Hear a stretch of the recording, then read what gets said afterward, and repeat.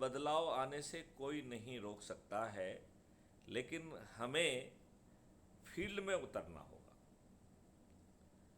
जब मैं दिल्ली में था, मीना साहब नहीं आ पाए उसमें फंक्शन में, मैंने हर प्राणी के चेहरे पर एक वेदना देखी है, और उस वेदना को देख के ही मैंने निर्णय लिया कि यहाँ पर एक लोकल कार्यालय होना चाहिए। हमें इनको तत्काल, यदि हम इनको सहायता नहीं देंगे, तत्काल इनकी पीड़ा का हरण नहीं करेंगे, तो इनमें इतनी शक्ति नहीं है। क्योंकि इन्हें तो अब ये बताइए, जहाँ पर पुलिस के प्रश्रय में, पुलिस के संरक्षण में जुआ सट्टा चल रहा हो, पुलिस के संरक्षण में ड्रग चल रही हो, पुलिस के संरक्षण में छोटे छोटे बच्चे जो है ना चाकूबाजी कर रहे हों, और वो जो है कॉलोनी एक भय का अड्डा बन गया हो, और वो भय हर माता पिता के चेहरे पे दिख रहा था, हर बहन बेटी के चेहरे पे दिख रहा था, मैं उस बात से बहुत दुखी हुआ। और मैंने उसी समय कहा कि यहाँ पर 2 कार्यालय खोल दिए जाएं, कार्यालय प्रभारी बना दिए जाएं, जिससे आज ही हम उन्हें वो राहत दें।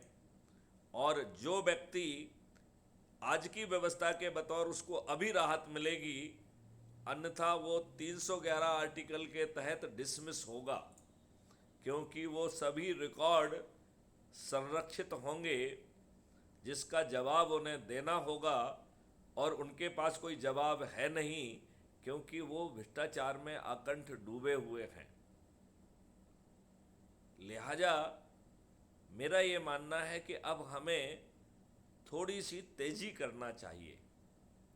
यदि हम तेजी नहीं करेंगे, यदि हम लोगों को तत्काल राहत नहीं पहुंचाएंगे, तो लोग बाग बहुत कष्ट में हैं। अब बताइए, जो जिसका काम नहीं है, कोई ठेला लगा रहा है, तो उससे पुलिस वाला वसूली क्यों करेगा? नगर निगम वाला वसूली क्यों करेगा? कैसी घटिया व्यवस्था है। मैं आपको बता रहा हूं, भारत से जो वर्तमान हाथ ठेले हैं, वर्तमान गुमटियां हैं, ये विलुप्त हो जाएंगी। ऐसी जो है ना गुमटी बनेंगी, ऐसी मॉडर्न गुमटी होंगी कि उसके सामने बड़े बड़े होटल अपने आप को संबंधित महसूस करेंगे। हर शहर में भारत का कंपोजिट कल्चर दिखाई देगा। तो हर शहर में कर्नाटका दिखेगा, हर शहर में तमिलनाडु दिखेगा, हर शहर में केरल दिखेगा, हर शहर में आंध्र प्रदेश दिखेगा। तो भारत के दर्शन आप हर शहर में कर पाएंगे, और इसी तरीके से हर क्षेत्र के व्यक्ति को उस शहर में मान प्रतिष्ठा मिलेगी, और उसके जो है प्रार्थना स्थल बहुत ही उत्कृष्ट मंदिर बनेंगे। अब बहुत हो गया है, इन आताताइयों ने समय समय पर आक्रमण करके जो हत्याएं की हैं, इन्होंने जो क्रूड पावर डिस्प्ले करने का एक बहुत ही निर्लज्जतापूर्ण एक तरीका निकाला था कि वास्तुकला के उत्कृष्ट एग्जाम्पल जो हमारी भारत माता के श्रृंगार थे, उसको तोड़ने का जो एक प्रणाली सी जो है ना, एक प्रथा बना ली थी। और हमारे दुष्ट राजनेताओं ने लज्जा विहीन कहा कि नहीं, जो कर दिया सो कर दिया, 15 अगस्त 1947 की स्थिति में ही काम चलेगा। तो ये बात जो है ठीक नहीं है, ये बात किसी भी तरीके से ठीक नहीं है।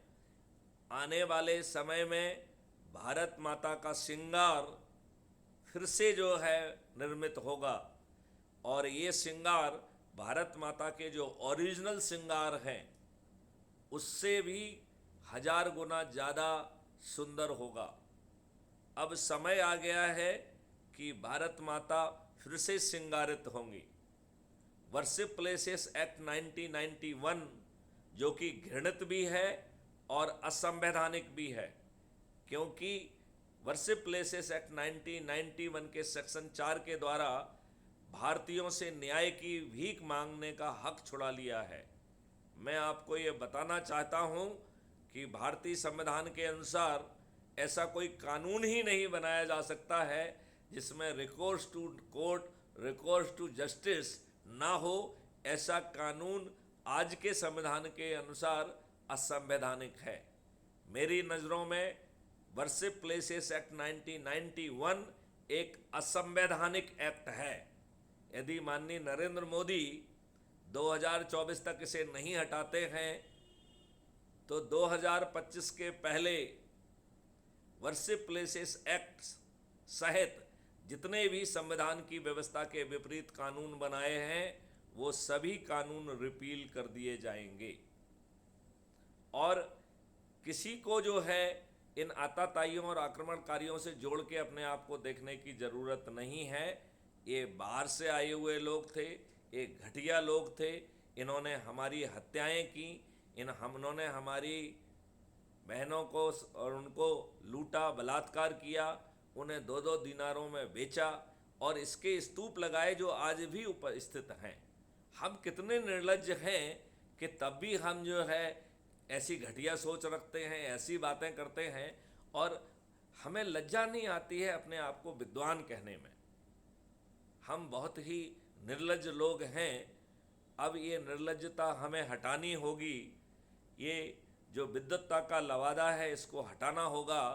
अब विद्वत्ता की जगह राष्ट्रभक्ति और अपराध मुक्त भारत में कोई भी राजनेता नहीं होगा। अपराध मुक्त भारत में सभी राष्ट्र नेता होंगे और जो वो काम करेंगे वो राष्ट्रनीति कहलाएगी। क्योंकि राजनीति से मुझे सड़ांध आती है, बदबू आती है। हमारा कोई व्यक्ति अपने आप को राजनेता नहीं कहेगा और हमारा कोई व्यक्ति राजनीति नहीं करेगा। हमारा हर व्यक्ति राष्ट्रनीति करेगा और राष्ट्र सबसे ऊपर होगा। वैसे तो 21 ऑब्जेक्टिव में ये बात लिखी हुई है, लेकिन मैं एक बार फिर से ये बात दोहराना चाहता हूँ। मैं ये बात बड़े जोर से दोहराना चाहता हूँ कि भारत से पार्टी विलुप्त हो जाएगी। पार्टी विहीन प्रजातंत्र दरवाजे पे खड़ा हुआ है। 2029 तक जो है पार्टी विहीन प्रजातंत्र विस्थापित कर दिया जाएगा। तो हे पार्टियों के ठेकेदार, बस अब आपके नंबर बन गए हैं। हमें 2024 तक उसी सड़ी गली प्रणाली को ही के तहत ही आपको पराजित करना होगा और 2029 तक वो पार्टी का तंत्र है तोड़ दिया जाएगा, क्योंकि भारत में कोई पार्टी ही नहीं होगी। देखा जाए तो क्राइम फ्री भारत ने आज के मॉडल से भी पार्टी को हटा दिया है, क्योंकि हम जो टिकट बांट रहे हैं वो तो कोडल फॉर्मेलिटी कंप्लीट कर रहे हैं। अदरवाइज पार्टी कहाँ है उसमें? जो लोग अपराध मुक्त भारत और उसके 21 लक्ष्यों के लिए लोगों को जोड़ रहे हैं वो किसी पार्टी के लोग नहीं हैं। वो अपनी मेहनत और मेरिट से जो है अपने वरीयता में आ रहे हैं। उनको टिकट तो हम एक कोडल फॉर्मेलिटी के तहत दे रहे हैं। तो ये लोग तो जो है अपने श्रम से, अपने मेहनत से मेरिट लिस्ट में आ रहे हैं। ये तो मेरिटोरियस लोग हैं।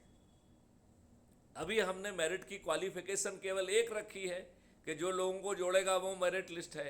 क्यों? क्योंकि हमें सम्राट चंद्रगुप्त चाहिए और उस समय का सम्राट चंद्रगुप्त भी एक बहुत ही असहाय प्राणी था। वह जो है 2 चीज़ों से बंधा हुआ था, चाणक्य से और अखंड भारत के दिव्य स्वप्न से। अपराध मुक्त भारत के चंद्रगुप्त के सिर पे ताज होगा, लेकिन वह भी सम्राट चंद्रगुप्त की तरह पूरी तरह से असहाय होगा। क्यों? क्योंकि वो अपराध मुक्त भारत मिशन और 21 लक्ष्यों से बंधा हुआ होगा। उसका कोई अस्तित्व ही इन दोनों चीज़ों के हटने के बाद नहीं बचता है। हम अपने चंद्रगुप्तों को एक बात और बता दें कि वो ये भ्रम कभी ना पालें कि वो जीते हैं। अरे आप तो 1000, 2000, 5000 लोगों को जोड़ोगे, हम तो आपको 5 लाख से जिता रहे हैं। तो 5000 और 5 लाख आप कहाँ लग रहे हो? तो आप नहीं जीत रहे हो, अपराध मुक्त भारत मिशन आपको जिता रहा है। तो सही मायने में देखा जाए तो इस बार भी जो हमने मॉडल लाया है वो पार्टी विहीन प्रजातंत्र है। पार्टी जो है एक पीछे से एक सपोर्टिंग रोल कर रही है, क्योंकि हम उसे इंडिपेंडेंट के बतौर नहीं लड़ाना चाहते हैं। नहीं तो ये लोग दुष्ट लोग जो है खरीद फरोख्त जैसे गंदगी में फैलाने में आ जाएंगे। लिहाजा पार्टी का नाम तो जो है उसमें नहीं रहेगा, पार्टी जरूर होगी, उसका सिंबल भी जरूर होगा, लेकिन यह 2024 का अंतिम जो है चुनाव होगा, जिसमें पोलिंग बूथ होगा और पार्टी होगी। अगले 2029 के चुनाव में ना पोलिंग बूथ होगा और ना पार्टी होंगी, क्योंकि एक्सपेंडिचर फ्री चुनाव व्यवस्था लागू कर दी जाएगी। जो एक्सपेंडिचर फ्री चुनाव व्यवस्था के संबंध में जानना चाहते हैं, मैं अपने साथियों से अनुरोध करूंगा कि वो क्राइम फ्री भारत में जाके ढूंढें। ऐसे बहुत सारे आपको हमारे वीडियो मिल जाएंगे जिसमें मैंने बड़े विस्तार से समझाया है कि कैसे air based expenditure free election arrangement होगा और पॉलिटिकल एग्जीक्यूटिव और लेजिस्लेचर का सेपरेशन कर दिया जाएगा। लिहाजा ये जो बदलाव होंगे ये बहुत बड़े बदलाव होने वाले हैं, जो शायद किसी की सोच और चिंतन का विषय नहीं है। ये बदलाव इतने बड़े होंगे कि भारत बदल जाएगा। भारत में कोई व्यक्ति गरीब नहीं रहेगा। भारत की भूमि और बाद में विश्व की भूमि रासायनिक विष से मुक्त हो जाएगी। हमारी ज़मीन फिर से जो है सुगंध आएगी उस मिट्टी में। आपको शैम्पू की ज़रूरत नहीं होगी। यदि आप मिट्टी से अपने बाल धो देंगे तो वो अच्छे साफ और मुलायम होंगे और उससे सुगंध भी आएगी। आज यदि आप उसी मिट्टी से अपने बाल धोने की यदि कुचेष्टा करेंगे तो आपके बाल झड़ जाएंगे। हमने अपनी मिट्टी के साथ इतना अत्याचार किया है। मैं पुनः विद्वानों से और राजनेताओं से निवेदन करना चाहता हूं, अब ये अत्याचार बंद कर दो, अन्यथा इसके बहुत व्यक्तिगत परिणाम आपको भुगतना होंगे, जो संभवतः आप भुगतने की स्थिति में नहीं होंगे। तो मैं आपसे प्रार्थना करता हूं कि जो नेगेटिविटी है उसको छोड़ दीजिए। इसमें आपका भी कल्याण है, देश का भी कल्याण है और देश में समृद्धि का रास्ता खोल दीजिए।